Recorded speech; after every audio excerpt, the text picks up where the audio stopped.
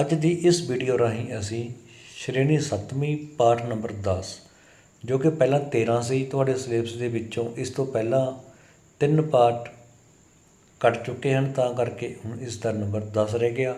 ਦਿੱਲੀ ਸਲਤਨਤ ਬਾਰੇ ਅਸੀਂ ਕਰਾਂਗੇ। ਮੇਰਾ ਨਾਮ ਪ੍ਰਦੀਪ ਬੰਸਲ ਹੈ। ਸਭ ਤੋਂ ਪਹਿਲਾ ਕੁਐਸਚਨ, ਦਿੱਲੀ ਸਲਤਨਤ ਦੇ ਇਤਿਹਾਸ ਦਾ ਨਿਰਮਾਣ ਕਰਨ ਲਈ ਇਤਿਹਾਸਿਕ ਇਮਾਰਤਾਂ ਨੇ ਕੀ ਯੋਗਦਾਨ ਪਾਇਆ? What role was played by historical building in constructing the history of Delhi ਸਲਤਨਤ? ਕਿਉਂਕਿ ਹਰੇਕ ਇਤਿਹਾਸ ਦੀ ਜਾਣਕਾਰੀ ਬਾਰੇ ਦੋ ਸਰੋਤ ਹਨ, ਇੱਕ ਸਾਹਿਤਕ ਲਿਟਰੇਚਰ ਐਂਡ ਦੂਸਰਾ ਹੁੰਦਾ ਹੈ ਪੁਰਾਤੱਤਵ ਆਰਚੋਲੋਜੀਕਲ। ਅਤੇ ਜੋ ਸਾਡਾ ਸਾਹਿਤਕ ਹੁੰਦਾ ਉਸ ਵਿੱਚ ਗ੍ਰੰਥ ਆ ਜਾਂਦੇ ਨੇ, ਉਸ ਤੋਂ ਬਾਅਦ ਜੋ ਹੋਰ ਚੀਜ਼ਾਂ ਲਿਖੀਆਂ ਹੁੰਦੀਆਂ ਲਿਖਤੀ ਸਰੋਤ ਉਹ ਸਾਰੇ ਸਾਹਿਤਕ ਆ ਜਾਂਦੇ ਨੇ। ਪਰ ਜੋ ਪੁਰਾਤੱਤਵ ਉਸ ਦੇ ਵਿੱਚ ਸਿੱਕੇ, ਬਰਤਨ, ਕੋਈ ਔਜ਼ਾਰ, ਹੋਰ ਕਈ ਤਰ੍ਹਾਂ ਜੋ ਸਦੀਆਂ ਤੱਕ ਚੀਜ਼ਾਂ ਖਰਾਬ ਨਹੀਂ ਹੁੰਦੀਆਂ, ਸਾਨੂੰ ਉਸੇ ਚਾਂਦੀ ਦੇ ਸਿੱਕੇ, ਸੋਨੇ ਦੇ ਸਿੱਕੇ ਸਾਰੇ ਸਾਡੇ ਪੁਰਾਤੱਤਵ ਸਰੋਤਾਂ ਦੇ ਵਿੱਚ ਆ ਜਾਂਦੇ ਨੇ। ਇਸੇ ਤਰ੍ਹਾਂ ਸਮਾਰਕ, ਸ਼ਿਲਾਲੇਖ, ਇਤਿਹਾਸਿਕ ਇਮਾਰਤਾਂ। ਇਸੇ ਤਰ੍ਹਾਂ ਦਿੱਲੀ ਸਲਤਨਤ ਦੇ ਇਤਿਹਾਸ ਦੇ ਨਿਰਮਾਣ ਵਿੱਚ ਇਤਿਹਾਸਿਕ ਇਮਾਰਤਾਂ ਦਾ ਬਹੁਤ ਯੋਗਦਾਨ ਹੈ। ਦਿੱਲੀ ਸਲਤਨਤ ਦੀਆਂ ਇਤਿਹਾਸਿਕ ਇਮਾਰਤਾਂ ਜਿਵੇਂ Kuwait ul Islam from the historical buildings of Delhi ਸਲਤਨਤ ਸੱਚ ਐਜ਼ ਕੁਵੈਤ ਉਲ ਇਸਲਾਮ, ਅਲਾਈ ਦਰਵਾਜ਼ਾ ਜੋ ਅਲਾਉਦੀਨ ਖਿਲਜੀ ਨੇ ਬਣਵਾਇਆ, ਹਾਊਸ ਖਾਸ, ਲੋਧੀ ਗਵੰਦ ਆਸ ਤੋਂ ਸਾਨੂੰ ਦਿੱਲੀ ਦੇ ਸੁਲਤਾਨਾਂ ਦੀਆਂ ਕਲਾਤਮਕ ਰੁਚੀਆਂ ਬਾਰੇ ਜਾਣਕਾਰੀ ਮਿਲਦੀ ਹੈ। ਭਾਵ ਜੋ ਉਹਨਾਂ ਦੀ ਆਰਟ, ਉਹਨਾਂ ਦੀ ਆਰਟਿਸਟਿਕ ਟੇਸਟ ਸੀ, ਉਹਨਾਂ ਦਾ ਕਿਹੋ ਜਿਹਾ ਸੀ, ਸਾਨੂੰ ਇਹ ਪਤਾ ਲੱਗਦਾ। ਜਿਵੇਂ ਕੁਤੁਬ ਮੀਨਾਰ ਕੁਤੁਬਉਦੀਨ ਐਬਕ ਨੇ ਬਣਵਾਇਆ, ਸਾਨੂੰ ਇਹ ਪਤਾ ਲੱਗਦਾ ਉਸਨੇ ਕੁਤੁਬ ਮੀਨਾਰ ਬਣਾਉਣ ਲਈ ਕਿਹੜੀ ਕਿਹੜੀ ਸਹੂਲਤ ਦੀ ਵਰਤੋਂ ਕੀਤੀ, ਕਿਹੜਾ ਕਿਹੜਾ ਪੱਥਰ ਲਾਇਆ, ਕੀ ਕੀਤਾ, ਫਿਰ ਅਲਾਈ ਦਰਵਾਜ਼ੇ 'ਤੇ ਕੀ ਕੀਤਾ, ਕੀ ਨਹੀਂ ਕੀਤਾ। ਇਹ ਸਾਰਾ ਕੁਝ ਸਾਨੂੰ ਪਤਾ ਲੱਗਦਾ ਗਾ ਦਿੱਲੀ ਸਲਤਨਤ ਦੇ ਸ਼ਾਸਕਾਂ ਦੀ ਕਲਾਤਮਕ ਰੁਚੀ ਬਾਰੇ, ਵੀ ਉਹਨਾਂ ਦੀ ਕਿਹੋ ਜਿਹੀ ਰੁਚੀ ਸੀ ਕਲਾ ਨੂੰ ਲੈ ਕੇ। ਬਲਬਨ ਨੇ ਸਲਤਨਤ ਦਾ ਸੰਗਠਨ ਕਿਵੇਂ ਕੀਤਾ? ਹਾਊ ਡਿਡ ਬਲਬਨ ਕੰਸੋਲੀਡੇਟ ਦਾ ਸਲਤਨਤ? ਬਲਬਨ 1266 ਈਸਵੀ ਵਿੱਚ ਦਿੱਲੀ ਦਾ ਸੁਲਤਾਨ ਬਣਿਆ, ਕਿਉਂਕਿ ਇਸ ਤੋਂ ਪਹਿਲਾਂ ਕੁਤੁਬਉਦੀਨ ਐਬਕ ਦੀ ਮੌਤ 1210 ਈਸਵੀ ਵਿੱਚ ਹੋ ਗਈ ਸੀ। ਫਿਰ 1211 ਤੋਂ ਲੈ ਕੇ 1236 ਤੱਕ ਇਲਤੁਤਮਿਸ ਗੁਲਾਮ ਦਾ ਗੁਲਾਮ, ਫਿਰ 1236 ਤੋਂ ਲੈ ਕੇ 1240 ਤੱਕ ਰਜ਼ੀਆ ਸੁਲਤਾਨਾ ਇਲਤੁਤਮਿਸ ਦੀ ਪੁੱਤਰੀ। ਫਿਰ ਉਸ ਤੋਂ ਬਾਅਦ ਕਈ ਹੋਰ ਅਯੋਗ ਸ਼ਾਸਕ ਬਣੇ, ਪਰ 1266 ਵਿੱਚ ਬਲਬਨ ਨੇ ਆਪਣੇ ਆਪ ਨੂੰ ਸੁਲਤਾਨ ਘੋਸ਼ਿਤ ਕਰ ਦਿੱਤਾ ਸੀ। ਬਲਬਨ 1266 ਈਸਵੀ ਵਿੱਚ ਦਿੱਲੀ ਦਾ ਸੁਲਤਾਨ ਬਣਿਆ। Balban became sultan of Delhi in 1266 AD। ਉਸਨੇ ਦਿੱਲੀ ਦੇ ਨੇੜੇ ਮੇਵਾਤੀਆਂ 'ਤੇ ਕਾਬੂ ਪਾਇਆ, ਕਿਉਂਕਿ ਮੇਵਾਤੀ ਇੱਕ ਜਾਤੀ ਦਾ ਨਾਂ ਹੈ, ਉਹਨਾਂ ਨੇ ਅਸ਼ਾਂਤੀ ਫੈਲਾਈ ਹੋਈ ਸੀ। He brought under control of the Mewatis near Delhi, ਮੇਵਾਤੀਆਂ 'ਤੇ ਕਾਬੂ ਪਾਇਆ। ਉਸਨੇ ਦਵਾਬੇ ਦੇ ਲਟੇਰਿਆਂ 'ਤੇ ਕਾਬੂ ਪਾਇਆ। ਇਸੇ ਤਰ੍ਹਾਂ ਦਵਾਬਾ ਹੁੰਦਾ ਦੋ ਨਦੀਆਂ ਦੇ ਵਿਚਕਾਰ ਦਾ ਏਰੀਆ, ਤਾਂ ਉਸ ਸਮੇਂ ਜੋ ਗੰਗਾ ਦੇ ਇਲਾਕੇ ਨੂੰ ਅਸੀਂ ਦਵਾਬਾ ਕਹਿੰਦੇ ਸਨ। ਹੀ ਓਵਰਪਾਵਰਡ ਦਾ ਰੋਵਰਸ ਆਫ ਦਵਾਬਾ। ਉਸਨੇ ਫੌਜ ਦਾ ਪੁਨਰਗਠਨ ਕੀਤਾ। ਹੀ ਰੀਆਰਗਨਾਈਜ਼ਡ ਦਾ ਆਰਮੀ, ਭਾਵ ਆਪਣੇ ਹਿਸਾਬ ਨਾਲ ਫੌਜ ਦਾ ਪੁਨਰਗਠਨ ਕੀਤਾ, ਜਿਸ ਦੇ ਵਿੱਚੋਂ ਜੋ ਜਵਾਨ ਸਨ ਉਹਨਾਂ ਨੂੰ ਰੱਖ ਲਿਆ ਅਤੇ ਜੋ ਬਜ਼ੁਰਗ ਹੋ ਚੁੱਕੇ ਸੀ ਉਹਨਾਂ ਨੂੰ ਫੌਜ ਦੇ ਵਿੱਚੋਂ ਕੱਢ ਦਿੱਤਾ ਸੀ। ਮੰਗੋਲਾਂ ਦੇ ਵਿਰੁੱਧ ਉਸਨੇ ਲੋਹੇ ਦੀ ਨੀਤੀ ਅਪਣਾਈ। He adopted policy of blood and iron against the Mongol ਇੱਕ ਮੱਧ ਏਸ਼ੀਆ ਦੀ ਜਾਤੀ ਸੀ ਜੋ ਇਲਤੁਤਮਿਸ ਸਮੇਂ ਸਭ ਤੋਂ ਪਹਿਲੀ ਵਾਰੀ ਉਹਨਾਂ ਦੀ ਐਂਟਰੀ ਹੋਈ ਸੀ 1221 ਈਸਵੀ ਵਿੱਚ ਚੰਗੇਜ਼ ਖਾਨ ਦੀ ਅਗਵਾਈ ਵਿੱਚ। ਪਰ ਇਲਤੁਤਮਿਸ ਨੇ ਬੜੀ ਹੀ ਸਿਆਣਪ ਨਾਲ ਉਹਨਾਂ ਦੇ ਹਮਲੇ ਤੋਂ ਭਾਰਤ ਨੂੰ ਬਚਾਇਆ ਸੀ। ਤਾਂ ਬਲਬਨ ਤੋਂ ਪਹਿਲਾਂ, ਕਿਉਂਕਿ ਹਾਲਾਤ 1240 ਤੋਂ ਲੈ ਕੇ 1266 ਤੱਕ ਦਿੱਲੀ ਸਲਤਨਤ ਦੀ ਹਾਲਤ ਬਹੁਤ ਮਾੜੀ ਹੋ ਗਈ ਸੀ। ਆਪਸੀ ਇੱਕ ਦੂਜੇ ਦੇ ਵਿਰੁੱਧ ਹੀ ਚਾਲਾਂ ਚੱਲਣ ਲੱਗ ਗਏ ਸਨ, ਤਾਂ ਕਰਕੇ ਮੰਗੋਲਾਂ ਨੂੰ ਬੜੇ ਵਧੀਆ ਮੌਕਾ ਮਿਲ ਗਿਆ ਸੀ। ਤਾਂ ਸਭ ਤੋਂ ਪਹਿਲਾਂ ਬਲਬਨ ਨੇ ਜਦੋਂ ਸੁਲਤਾਨ ਬਣਿਆ ਤਾਂ ਮੰਗੋਲਾਂ ਦੇ ਵਿਰੁੱਧ ਉਸਨੇ ਲਹੂ ਅਤੇ ਲੋਹੇ ਦੀ ਨੀਤੀ ਬਣਾਈ, ਭਾਵ ਉਹਨਾਂ ਨੂੰ ਇੰਨਾ ਤੜਫਾ ਕੇ ਮਰਵਾਉਂਦਾ ਸੀ ਕਿ ਦੇਖ ਕੇ ਬਾਕੀ ਵੀ ਕੰਬ ਜਾਣ ਅਤੇ ਕਿਸੇ ਦੀ ਹਿੰਮਤ ਨਾ ਪਵੇ ਦੁਬਾਰਾ ਹਮਲਾ ਕਰਨ ਦੀ। ਇਸ ਤਰ੍ਹਾਂ ਉਸਨੇ ਇਹ ਨੀਤੀ ਅਪਣਾਈ ਸੀ। ਮੁਹੰਮਦ ਬਿਨ ਤੁਗਲਕ ਨੇ ਆਪਣੀ ਰਾਜਧਾਨੀ ਦਿੱਲੀ ਤੋਂ ਦੇਵਗਿਰੀ ਕਿਉਂ ਬਦਲੀ?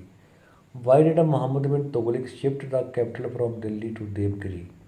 ਸਵਰਾਜ ਦੀ ਮੰਗੋਲਾਂ ਦੇ ਹਮਲੇ ਤੋਂ ਰੱਖਿਆ ਕਰਨ ਲਈ। ਉਹ ਸੋਚਦਾ ਸੀ ਕਿ ਦਿੱਲੀ ਨੇੜੇ ਹੈ, ਜਿਸ 'ਤੇ ਮੰਗੋਲ ਛੇਤੀ ਹਮਲਾ ਕਰ ਸਕਦੇ ਹਨ, ਪਰ ਜੋ ਦੇਵਗਿਰੀ ਹੈ ਉਹ ਦਿੱਲੀ ਤੋਂ ਦੂਰ ਹੈ ਦੱਖਣ ਵੱਲ, ਤਾਂ ਕਰਕੇ ਮੰਗੋਲਾਂ ਦੇ ਹਮਲਿਆਂ ਦੀ ਰੱਖਿਆ ਹੋ ਜੂਗੀ। To protect the empire from the invention of Mongols. ਸਵਰਾਜ ਦੇ ਸ਼ਾਸਨ ਪ੍ਰਬੰਧ ਨੂੰ ਚੰਗੀ ਤਰ੍ਹਾਂ ਚਲਾਉਣ ਲਈ, ਕਿਉਂਕਿ ਮੁਹੰਮਦ ਬਿਨ ਤੁਗਲਕ ਸਮੇਂ ਸਮਰਾਜ ਦਾ ਵਿਸਤਾਰ ਕਾਫੀ ਹੋ ਚੁੱਕਿਆ, ਦੱਖਣ ਵੱਲ ਵੀ ਸਮਰਾਜ ਦਾ ਵਿਸਤਾਰ ਹੋ ਗਿਆ ਸੀ, ਪਰ ਜੋ ਦਿੱਲੀ ਸੀ ਉਹ ਸੈਂਟਰ ਵਿੱਚ, ਉਹ ਕੇਂਦਰ ਵਿੱਚ ਨਹੀਂ ਸੀ। ਦੇਵਗਿਰੀ ਉੱਤਰੀ ਭਾਰਤ ਅਤੇ ਦੱਖਣੀ ਭਾਰਤ ਦੇ ਸੈਂਟਰ ਵਿੱਚ ਸੀ, ਇਸ ਲਈ ਉਸਨੇ ਇਹ ਕਦਮ ਉਠਾਇਆ ਸੀ। ਮੁਹੰਮਦ ਬਿਨ ਤੁਗਲਕ ਦੀਆਂ ਯੋਜਨਾਵਾਂ ਦੇ ਕੀ ਸਿੱਟੇ ਨਿਕਲੇ? Describe the results of schemes of Muhammad bin Tughlaq. Muhammad bin Tughlaq ਆਪਣੇ ਯੋਜਨਾਵਾਂ ਵਿੱਚ ਅਸਫਲ ਰਿਹਾ। ਮੁਹੰਮਦ ਬਿਨ ਤੁਗਲਕ ਫੇਲਡ ਇਨ ਹਿਜ਼ ਸਕੀਮਸ। ਦਿੱਲੀ ਤੋਂ ਦੌਲਤਾਬਾਦ ਜਾਣ ਲਈ ਮਜਬੂਰ ਸੈਂਕੜੇ ਲੋਕ ਰਾਹ ਵਿੱਚ ਹੀ ਮਰ ਗਏ ਸਨ। Hundreds of people forced to flee from Delhi to Daulatabad died on the way. ਜੇਕਰ ਸਾਨੂੰ ਅਸੀਂ ਮੰਨ ਲਓ ਅਸੀਂ ਆਪਣੇ ਸ਼ਹਿਰ ਦੇ ਵਿੱਚ ਰਹਿੰਦੇ ਹਾਂ, ਮੰਨ ਲਓ ਸੰਗਰੂਰ ਦੇ ਵਿੱਚ ਰਹਿੰਦੇ ਹਾਂ, ਜਾਂ ਅੰਮ੍ਰਿਤਸਰ ਦੇ ਵਿੱਚ ਰਹਿੰਦੇ ਹਾਂ, ਜਾਂ ਬਿਆਸ ਰਹਿੰਦੇ ਹਾਂ, ਜਾਂ ਪਟਿਆਲੇ ਰਹਿੰਦੇ ਹਾਂ, ਅਤੇ ਉੱਥੋਂ ਦਾ ਕੋਈ ਜੋ ਰਾਜਾ ਹੈ ਅਤੇ ਇੱਕੋ ਦਮ ਕਹਿ ਦੇਵੇ ਕਿ ਸੰਗਰੂਰ ਨੂੰ ਛੱਡ ਕੇ ਤੁਸੀਂ ਯੂਪੀ 'ਚ ਜਾਣਾ ਹੈ, ਸੰਗਰੂਰ ਨੂੰ ਛੱਡ ਕੇ ਤੁਸੀਂ ਯੂਪੀ 'ਚ ਜਾਣਾ ਹੈ, ਜਾਂ ਤੁਸੀਂ ਸੰਗਰੂਰ ਨੂੰ ਛੱਡ ਕੇ ਕਿਤੇ ਹੋਰ ਜਾਣਾ ਹੈ ਅਤੇ ਅੱਜ ਹੀ ਜਾਣਾ ਹੈ, ਭਾਵ ਬਹੁਤ ਛੇਤੀ, ਤਾਂ ਅਸੀਂ ਸੋਚ ਸਕਦੇ ਹਾਂ ਕਿ ਸਾਡੀ ਹਾਲਤ ਕਿਹੋ ਜਿਹੀ ਹੋਊਗੀ। ਮੰਨ ਲਓ ਅਸੀਂ ਜੇ 30-35 ਸਾਲ ਦੇ ਇੱਕ ਜ਼ਿਲ੍ਹੇ, ਇੱਕ ਪਿੰਡ ਦੇ ਵਿੱਚ ਰਹਿ ਕੇ ਅਸੀਂ ਵੱਡੇ ਹੋਏ ਹਾਂ, ਅਤੇ ਸਾਨੂੰ ਇੱਕੋ ਦਮ ਕੋਈ ਉਹ ਪਿੰਡ ਛੱਡਣ ਲਈ ਕਹਿ ਦੇਵੇ ਤਾਂ ਅਸੀਂ ਮਰਨ ਵਾਲੇ ਹੋ ਜਾਵਾਂਗੇ, ਕਿਉਂਕਿ ਉਸ ਪਿੰਡ ਵਿੱਚ ਸਾਡਾ ਮੋਹ ਪਿਆਰ ਹੈ, ਸਾਡੀ ਰੂਹ ਹੈ ਉਸ ਪਿੰਡ ਵਿੱਚ।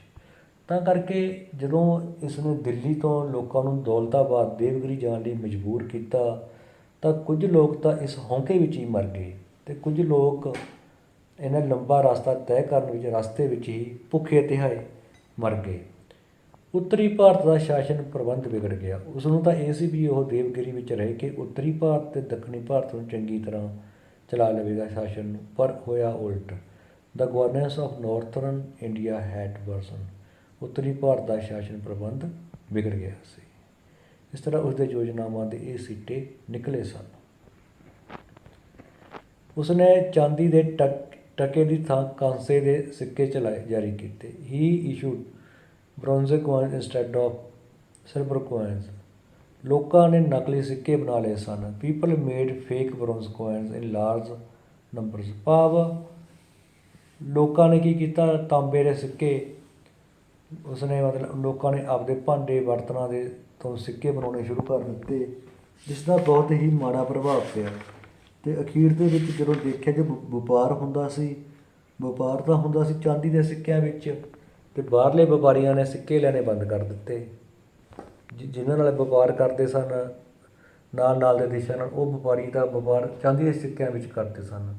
ਉਹਨਾਂ ਨੇ ਇਸ ਕਾਂਸੇ ਦੇ ਸਿੱਕੇ ਨਾ ਲਏ, ਅਤੇ ਅਖੀਰ ਦੇ ਵਿੱਚ ਮਜਬੂਰ ਹੋ ਕੇ ਮੁਹੰਮਦ ਬਿਨ ਤੁਗਲਕ ਨੂੰ ਆਪਣਾ ਇਹ ਫੈਸਲਾ ਵਾਪਸ ਲੈਣਾ ਪਿਆ ਸੀ, ਅਤੇ ਲੋਕਾਂ ਨੂੰ ਉਹਨਾਂ ਸਿੱਕਿਆਂ ਦੇ ਬਦਲੇ ਚਾਂਦੀ ਦੇ ਸਿੱਕੇ ਦਿੱਤੇ ਸਨ, ਜਿਸ ਨਾਲ ਜੋ ਖਜ਼ਾਨਾ ਸੀ ਉਹ ਖਾਲੀ ਹੋ ਗਿਆ ਸੀ। ਸਮਰਾਜ ਦੀ ਆਰਥਿਕ ਹਾਲਤ ਬਹੁਤ ਮਾੜੀ ਹੋ ਗਈ ਸੀ। The economic condition of the empire had declined. ਕਿਉਂਕਿ ਆਰਥਿਕ ਹਾਲਤ ਕਿਉਂ ਮਾੜੀ ਹੋਣੀ ਸੀ? ਉਸਨੇ ਸਿੱਕਿਆਂ ਦੀ ਨੀਤੀ ਚਲਾਈ, ਪਰ ਉਹ ਕਾਮਯਾਬ ਨਾ ਹੋ ਸਕਿਆ।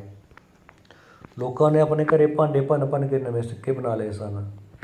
ਜੋ ਵੀ ਉਹਨਾਂ ਨੂੰ ਮਿਲਦਾ, ਕੋਈ ਭਾਂਡਾ ਕਾਂਸੇ ਦਾ, ਉਹ ਤੋਂ ਸਿੱਕਾ ਬਣਾ ਲੈਂਦੇ। ਪਰ ਜਦੋਂ ਇਸਨੇ ਆਪਣੀ ਇਸ ਨੀਤੀ ਨੂੰ ਵਾਪਸ ਲਿਆ, ਤਾਂ ਲੋਕਾਂ ਨੂੰ ਤੋਂ ਕਾਂਸੇ ਦੇ ਸਿੱਕੇ ਦੇ ਬਦਲੇ ਚਾਂਦੀ ਦੇ ਸਿੱਕੇ ਦਿੱਤੇ। ਤਾਂ ਦੇਖੋ, ਜਿਨ੍ਹਾਂ ਲੋਕਾਂ ਨੇ ਆਪਣੇ ਘਰ ਦੇ ਭਾਂਡੇ ਭੰਨ ਕੇ ਸਿੱਕੇ ਬਣਾਏ ਸਨ, ਉਹਨਾਂ ਨੂੰ ਕਾਂਸੇ ਦੇ ਬਦਲੇ ਚਾਂਦੀ ਮਿਲ ਗਈ। ਇਸ ਲਈ ਸਮਰਾਜ ਦੀ ਆਰਥਿਕ ਹਾਲਤ ਬਹੁਤ ਮਾੜੀ ਹੋ ਗਈ ਸੀ। ਖਾਲਿਸਤਾਨ ਭਰੋ। ਕੁਤਬੁਦੀਨ ਐਬਕ ਦਾਸ਼ਬੰਦ ਦਾ ਸੰਸਥਾਪਕ ਸੀ। Qutbuddin Aibak was the founder of slave dynasty. Razia Sultan Iltutmish ਦੀ ਪੁੱਤਰੀ ਸੀ। Razia Sultan was a daughter of Iltutmish. Iltutmish 1211 ਈਸਵੀ ਵਿੱਚ ਸ਼ਾਸਕ ਬਣਿਆ।